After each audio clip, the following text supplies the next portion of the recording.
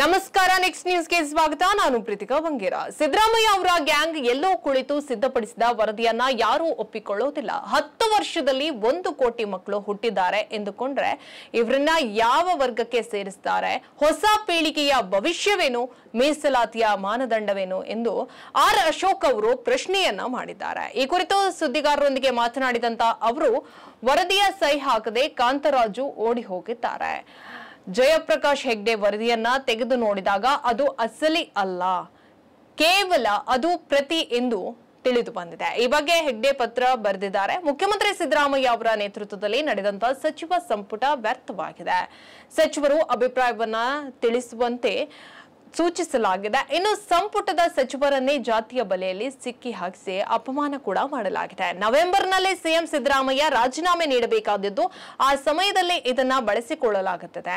ಇನ್ನು ಜೆಡಿಎಸ್ ಕಾಂಗ್ರೆಸ್ ಮಿಶ್ರ ಸರ್ಕಾರವಿದ್ದಾಗ ಸಿಎಂ ಸಿದ್ದರಾಮಯ್ಯ ಬಾಯಿಗೆ ಹೊಲಿಗೆ ಹಾಕಿಕೊಂಡಿದ್ರು. ಆಗಲೇ ಜಾತಿ ಗಣತಿ ವರದಿ ಬಿಡುಗಡೆ ಮಾಡಬೇಕಿತ್ತು ಎಂದು ಹೇಳಿದ್ರು. ಎಲ್ಲಾ ಸಮುದಾಯದವರು ಜಾತಿ ಗಣತಿ ವರದಿ ವಿರುದ್ಧ ಪ್ರತಿಭಟನೆಯನ್ನ ಮಾಡಲಿದ್ದಾರೆ. ಎಲ್ಲರಿಗೂ ಇದರಲ್ಲಿ ನಂಬಿಕೆ ಹೋಗಿದೆ. ಕಾಂಗ್ರೆಸ್ನ ಶಾಸಕರು ಯಾವುದಾದ್ರೂ ಒಂದು ಕಡೆ ನಿಲ್ಲಬೇಕು. ಕೆಲವು ಶಾಸಕರು ಈ ವರದಿಯನ್ನ ಒಪ್ಪಿಲ್ಲ.